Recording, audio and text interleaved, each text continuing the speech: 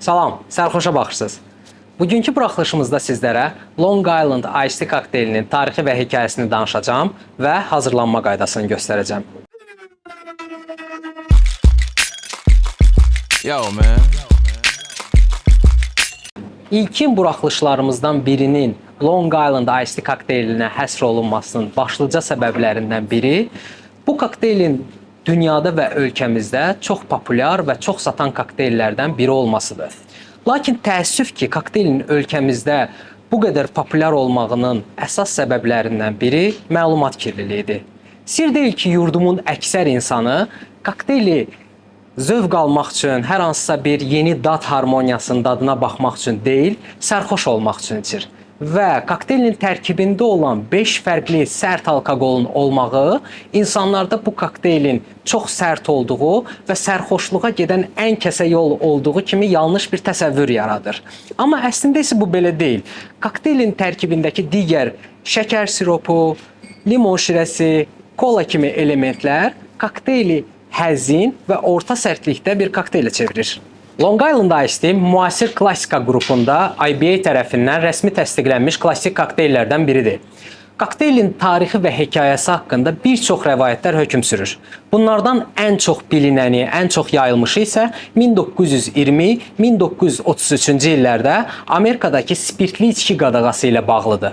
Belə ki, qadağa dövründə insanlar qadağalara baxmayaraq içməkdən qalmaq istəmirmişlər və gizlin yağıncaqlarda toplaşırmışlar. Hər evdə gələndə kimisi cin, kimisi vodka, kimisi tekila, kimin əlinə nə keçdi gətirirmiş və bir qabda şəkər, limon və kolanın köməyi ilə bir punş düzəldirmişlər. Birdən də polis gəlib soruşsa ki, nədir bu içirsən? Iced tea reis, nə içəcəm? Yəqin polis də inanırmış. İndi isə keçək kokteylin hazırlanmağına. Long Island Iced Tea servis olunduğu highball qədəhində build metodu ilə hazırlanır. IBA-də bütün ingrediyentlər 15 ml-dən hesablansa da, biz bugün mənim sevdiyim kimi 20 ml-lik porsiyalardan istifadə edəcəyik ki, biraz sərt olsun. Necə deyərlər, qaqaş, onu biraz krepki eləyə bilərsən? IBA bağışlasın, bugün krepki Long Island düzəldəcəyik. İlk öncə həmin highball qədəhini artıq biraz ərimiş buzdan azad edirik. Azad etdikdən sonra öncə qədəhimizə 20 ml cin,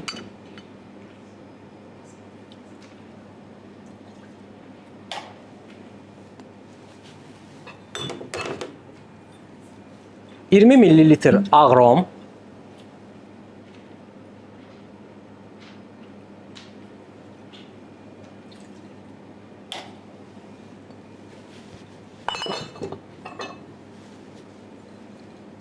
$20 ml vodka əlavə edirik.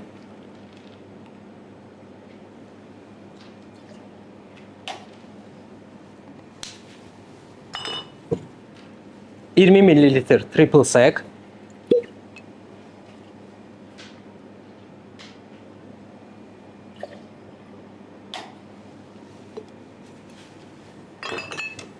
Eyni qədər 20 ml ağ tekila əlavə edirik.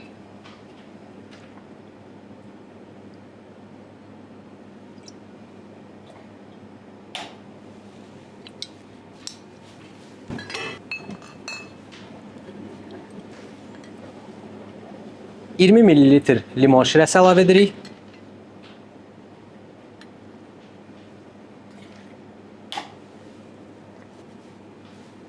Və 20 ml şəkər siropu əlavə edirik.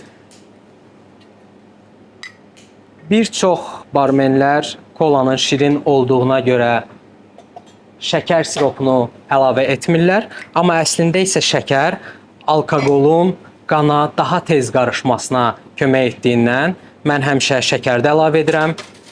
Öncə highball qədəhinin içində biraz qarışdırırıq.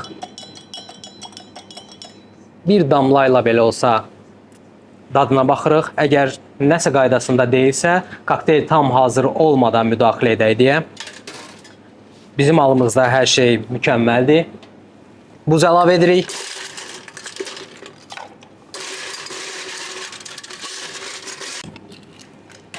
Və sonda isə kola ilə kokteyli top edirik.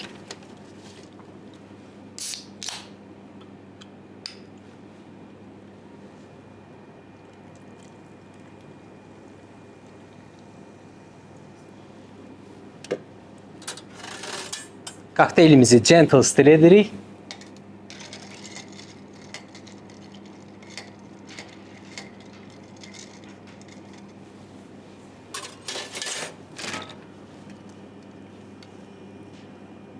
Garniş kimi limondan istifadə edirik. Trubçikamızı da əlavə etdikdən sonra kokteyl hazırdır. Dadına baxırıq. 1455 il sonra ilk dəfə Long Island kokteylini mən də dadacağım.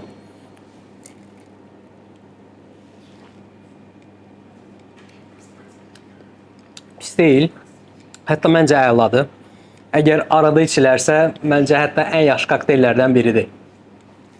Sonda isə çəkilişdə göstərdiyi köməyə görə Salman başda olmaqla Maybe Speakeasy Mixology butik bara minnətdarlığımızı bildiririk. Əgər siz də Long Island və daha gözəl kokteyllərdən, gözəl yeməklərdən həzz almaq istəyirsinizsə, Maybe əla seçimdir.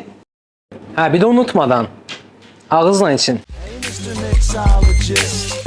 Did you have to go to college for this? It seems like you got some knowledge. It's just a cocktail for $20 plus tip. Shit. Hey, Mr. Mixologist.